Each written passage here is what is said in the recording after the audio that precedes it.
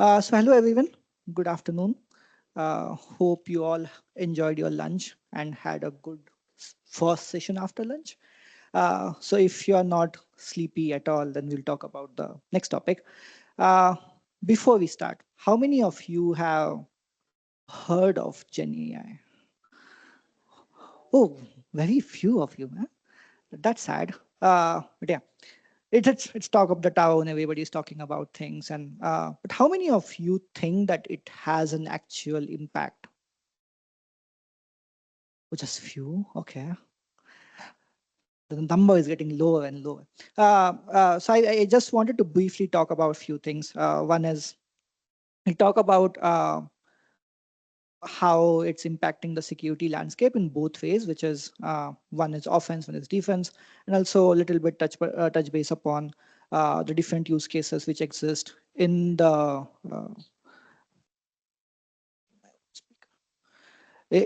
security space where you can use leverage and AI in different ways. So yeah, I'm Jayesh Ahire. I'm one of the founding members of Traceable AI. One of my teammates was here. He recently joined us in the morning. So I lead the product management at Traceable. Been doing that for around 5 years now. I'm also AWS machine learning hero. Uh, then I graduated from Stanford, still doing some AI research at the Stanford. Been involved in some of this LLM, NLP related things since last 6, 7 years. If you want, if you can find me on Twitter. Now it's called X on Jayesh. It under one. So another thing. This is this is Star Wars theme presentation. Why?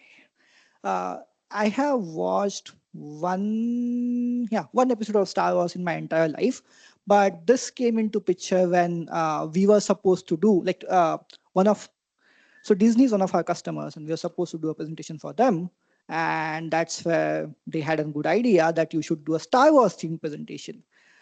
Me and my CTO both unaware of all the things around Star Wars.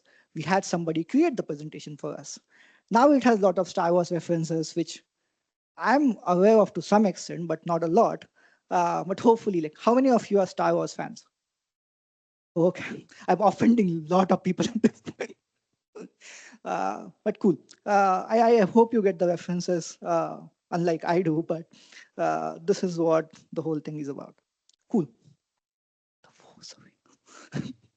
Uh, yeah. So evolution of LLMs, we have seen this evolve in front of our eyes. Most of you were around for last 20 years, I assume. So most of this happened in the recent years. Ignore the 1967 to 1997, nothing much happened in that period, but it was significant enough improvement for the times they were. Since last few years, at least in 2020 to 2023, we have seen the LLMs getting into a picture, and that's where things got interesting because now we have the generalized understanding of languages and pictures and different set of data sets, and we can do a bunch of different things with it. Again, we are not doing much rather than writing fancy emails, but we will in some time. So this is again goes to some of these details where recurrent neural networks were the first things which came into picture, which actually originated into evolved into the transformers, which we use for all the things LLMs at this point. So everything you see around the generative AI actually uses transformers at the in the core. Uh, yeah. Then what all it did in last few years. People are claiming that we can do safer brain surgeries using AI, the autonomous flying vehicles. How many of you have been to San Francisco in recent times and tried the Waymo?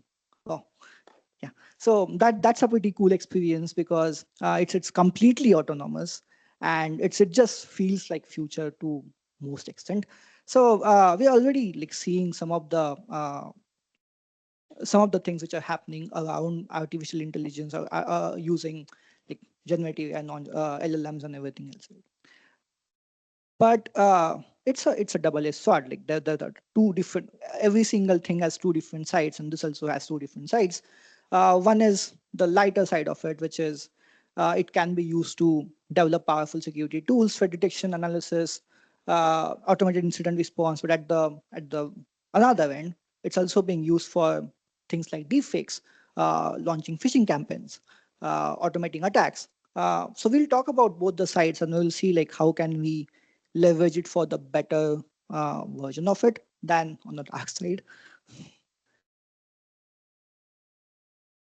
So yeah, in the Star Wars theme, the dangers of LLMs. So for okay, before we get into those details, uh, one of the important things from before LLM era was, if you want to perform an attack on any application or any API or any system for that matter, you need to understand the system. So now you will spend time in understanding the system, understanding all the nuances before you actually go and like perform a sophisticated attack. Nowadays, you don't have to. If you find the open API spec in the morning session, another guy was talking about it. So finding the open API spec, so API documentation is not that hard. But and if you do, you can just give it to LLM and it will find all the loopholes for you. It's literally that easy. So it's and also access to the information. So now if I find the loopholes, what can I do with those loopholes? That information is easily accessible with LLMs, and exploiting that using that information to exploit the applications is also becoming easier. That's where the bad part comes into picture, and automating some of these attacks is easier. Creating deepfakes is easier. Uh, yeah. So. Hmm. And at the end of the day, every application we are dealing with, when we start integrating the Gen AI into the application, we are adding one more external API call. So in most of the cases, as a traditional application looks like, you have the APIs, right? And then you're making one more API call to a third-party endpoint, which is not controlled by you. If that introduces some compliance issues or that has some security vulnerabilities, you are also susceptible to those challenges. That's where I told the story to in one of my talks yesterday as well. So we were dealing with. So I was talking. I was in Singapore in September. I was talking to one of the banks, and one guy told an interesting story that they release a chatbot for the internal use cases for the salespeople, where they can go to the Salesforce or triage to the leads and then find what's interesting, what's not, what's qualified, what's not, and then do the reach out. So the chatbot was supposed to do all of those things. It was based on ChatGPT, like literally the OpenAI API, right? Nothing much. But somebody, like eventually somebody in the sales team realized that this can do way more than just triaging to the leads. They started sending credit card information. They started sending account information. They started sending bunch of other things to the chatbot, assuming that it's an internal implementation. But it was not. It was using OpenAI at the end. And by the time somebody saw those patterns in the traffic and caught it and starts reporting it, it was already too late. So those kind of things can happen if you don't put the right guardrails in place, if you don't protect the implementation you are dealing with. And that's where, as you are dealing with one more third party integration now, it becomes important to be aware of the challenges. Also, LLM as a threat actor, because it's dealing with lot of sensitive information, it's dealing with lot of uh, input in a way, and then also the output is generating is being fed to the different system. It can lead to damage at a large scale. Won't go into details of this. Maybe we'll come back to that. Yeah. Then OWASP LLM top 10s. These are all the prominent attacks which can happen on LLM as an attack surface. Uh, I'm one of the contributors to LLM top 10s and also reviewers for that, also for the API top 10. So that's where this list is coming from. We have been working on this since quite some time now. There's a second version of this which will be released next month. But yeah, this is the first one which came out last year. You can see a bunch of different things here which are pretty easier to replicate, to be honest. Prompt injection being one where all you have to do is craft a very nice prompt which can expose things like passwords or maybe give you things like API keys. And really surprised that because a lot of these LLMs in the early stages, like let's say for the of OpenAI, ChatGPT, or some GitHub's Copilot, were trained on actual code earlier in the days. The repositories which had real API keys, which are still available out there, you can get those API keys. Some of those work. Again, it's getting better and better as we go through the process, but it's still susceptible to some of these things which are easy to perform and also easy to avoid, to be honest. So this is where this bank assistant is giving access to an API key, and now somebody can maybe use this API key to perform some operations, transactions, which is problematic.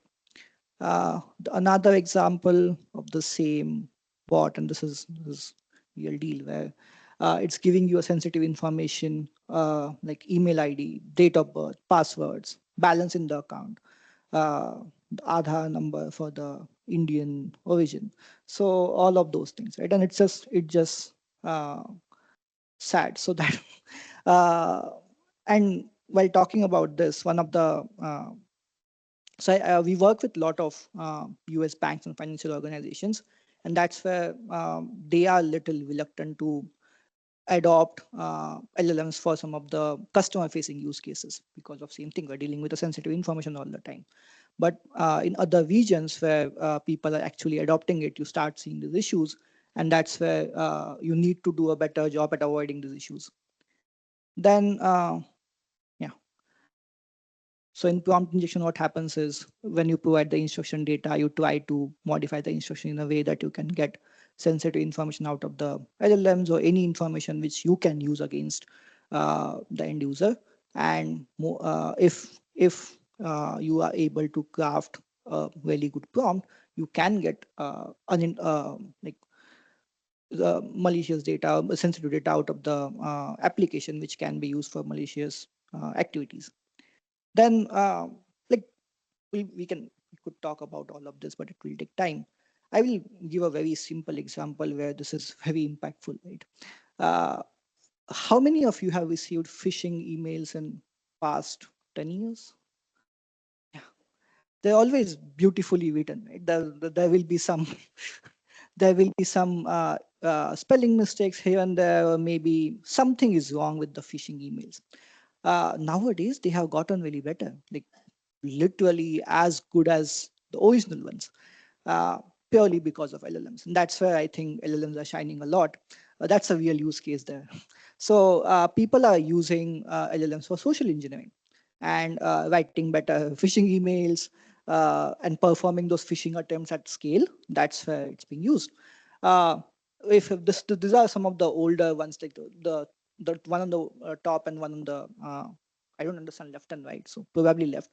Uh, are the older ones where you can find some spelling mistakes or something's wrong with it, which can tell you that this is a phishing attempt. Uh, this is something which is again a recent attempt on our own organization. Somebody used my colleague's name and all to modify and to send the email to our financial team so they can modify the payroll information. And and this was bad, right? This is, if you see this one, this is very badly written email. The comma has a space and then everything else has a space. The indentations are not right. I can identify it's a phishing attempt. But recently, the same thing happened to me. Like somebody tried to change my payroll information, and this is the message I received from our CFO saying, I received a question in the morning to change the payroll, and it looks suspiciously good. So again, thanks to LLMs. Yeah, so this is the bad side of it, where people are trying to use it in different ways. All you can do to protect yourself from that side is uh, like at least uh, have something in place to test against the OWASP LLM top 10s and protect yourself from LLM top 10s. That gives you an edge to some extent. Again, it won't protect you from everything. Like evolve, it's an evolving attack vectors. People will try to craft beautiful attacks as we go through the process, but it definitely puts you forward in the process. And yeah, how can we use it for a greater good? So if you take a look at this will just look like a random screen, but I'll explain what it is. This is an credit abuse attack where somebody is trying to. So one of our customers, it's a cloud company, cloud service provider.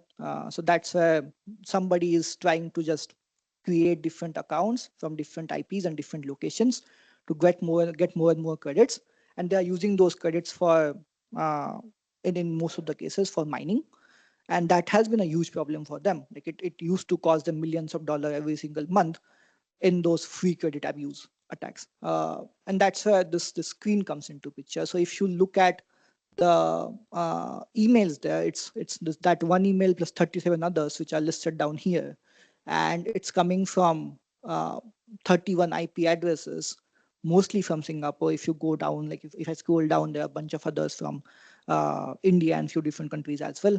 And yeah, so they got $4093 as a balance, created 38,000 accounts over the period, and from 4 user devices. So detecting this kind of attacks takes a lot of time and energy.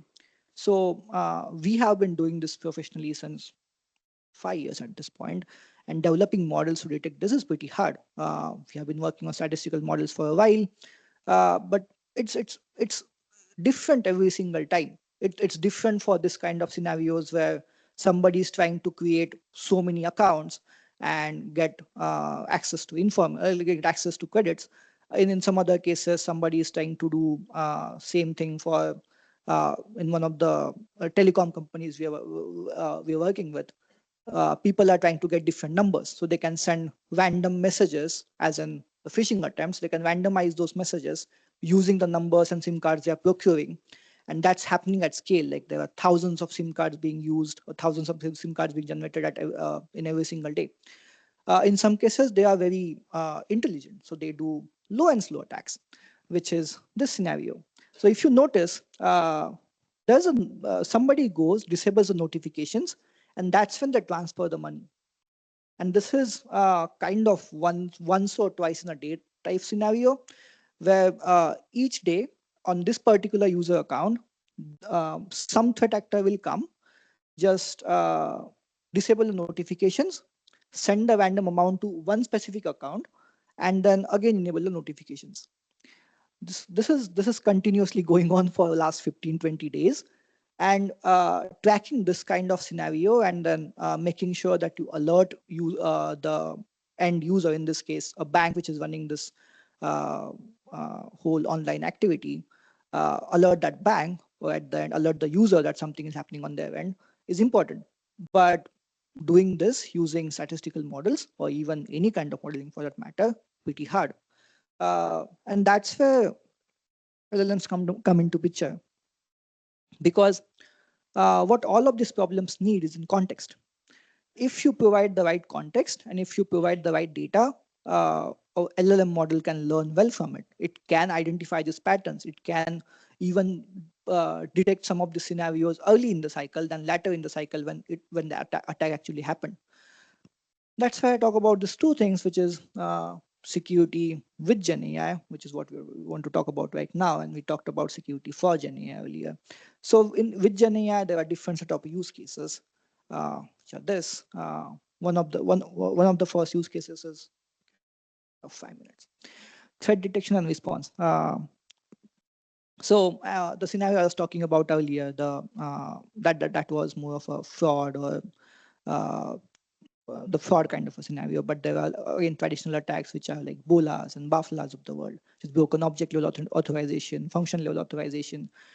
Even to simulate those things, or even to find out those attacks, we can use LLMs, because it gives you it can identify those patterns pretty well, and it can detect those attacks early in the life cycle, and also helps with the mitigation aspect of it, because it has the context of how application works. It can provide a first line of mitigation, and then you can always build on top of it. uh, Fraud detection side, the attacks we talked about, the credit abuse or sign up flow, uh, those are again those are being solved by clustering traditionally. But now you can use the power you have with LLMs to actually not just rely on clustering completely, but can detect feeding those patterns to an LLM can help you detect those attacks early in the cycle as well. Vulnerability identification. This is an interesting one because how many of you have dealt with DAS tools? Like, nobody? Okay. Okay, one person. I, I I can't really complete the story now because there's one person, but but DAS tools are known for producing. DAS is like dynamic application security testing. So what you do is like you provide API documentation or uh, application URL, and then the tool goes and crawls to the application or just sends a random malicious request to an application and sees if it returns a valid response back or not. So it's hard problem, and then it produces a lot of false positives because you are sending very random requests, fuzzing the data. It might not be valid data most of the time. So even if it returns 200 as a response, it might not be a vulnerability. So that's where the vulnerability identification part comes into picture, where we can, and when we have been experimenting a lot with that, if we have a valid API request from the past, we can craft a valid malicious request and send it to an application, which looks like a legit request most of the times, and it does produces pretty high efficacy. So we have been able to achieve like more than 95% accuracy in most of the cases by shifting to generating these malicious requests using LLMs than traditionally using just fuzzing or other techniques, right? So that's one of the interesting things. Then behavioral biometrics, traditionally banks used to rely heavily on that, where you click on particular part or your mouse movements, your where are you going after this particular click, all of those things, tracking those things. Again, pattern identification, good use case for LLMs, policy enforcement. How many of you have used any kind of wraps, firewalls, any firewalls? Okay, few people.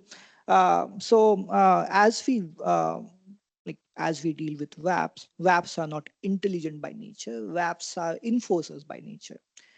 They don't have an exact application or API context to decide what to block, what not to block. That's where policies come into picture. But based on the application context, we can develop the better policies to block the right threat at the right point. Then secure code reviews. IntelliJ already released something called IntelliCode or IntelliSense. I don't remember the exact name, but that does a similar thing where it runs in your IDE while you're writing the code, and it tells you if you're writing secure code or not. I classify this whole thing as like four stages: design, develop, deploy, and distribute. And when it comes to all the four stages, the security touches all the four things, right? While you're designing the APIs, while you're designing your system, the architecture should be secure by design. While you're developing, you should write the secure code, like as in you should use the best authentication. You shouldn't rely on the basic auth in these days, and all the other things which come into that. Then while deploying, making sure that you protect yourself from things like all the vulnerabilities that can exist in containers or your ISEs. And then distribution is all the APIs, application specific vulnerabilities. So this all of these things can definitely touch one of these areas where uh, putting like some kind of LLM salt on every single stage can help you get towards a better security posture. And that's the thing we talked about. So yeah, these are the different use cases at different layer. For discovery, you can discover the shadow AIs. Again, this is for specific Gen AI security, but even in using AI, like using LLMs or Gen AI, you can discover the. So one of the important aspects when it comes to API security is visibility. Lot of these like lot of the compliance standards and uh, regulations want you to have a detailed inventory of your APIs, and it's hard to create an inventory uh, the box, and that's where like we do that as one of the services. But identifying this third party endpoints, identifying the partner APIs, identifying all of your APIs, then providing that a risk score, all of those things become important. And specific to Gen AI, like discovering the Gen AI endpoints, shadow AI endpoints, uh, like having the right restrictions in place, like you are not feeding sensitive data to the LLMs, you are not like just getting the output and output and providing it to some other third party system which you are going to consume from. That can result into issues. Then compliance violations, then doing the security testing for OWASP LLM top 10s we talked about. At one time, like detecting the attacks, mitigating those attacks, all of those are, yeah, important things. I think they're right on time. Thank you. S- I had to rush through it because I had 25 minutes to be honest. But but any questions, concerns, anything you have? Okay. You're not going to ask the yesterday's question. No, just you think that LM firewall is can be a good solution for, I mean, that reduce the risk when with Gen AI? Yeah, it's definitely a good solution. The only caveat is same as traditional. I'll say having one more firewall doesn't help, and that's why I feel most of the traditional firewalls will also adopt to these new things now. So, and even the LLM firewalls we have right now are still not, say, good enough. Uh, so that's why I'm waiting for more of evolution on that side where we actually get good tools out of the process. We will over the period. There's no another problem with the whole thing is there are a lot of people talking about it. There's a lot of chatter, but there are no production deployments, and that's what we have seen across the enterprises. That no enterprise is actually using LLMs in production yet. Uh, they are exploring use cases, but there's no major adoption which can trigger some of these things like LLM firewalls. It will take some time, but we'll get there. That I saw that there's some product. I mean that for LM firewall, they can protect from prompt injections Yeah, and for RAG and for response.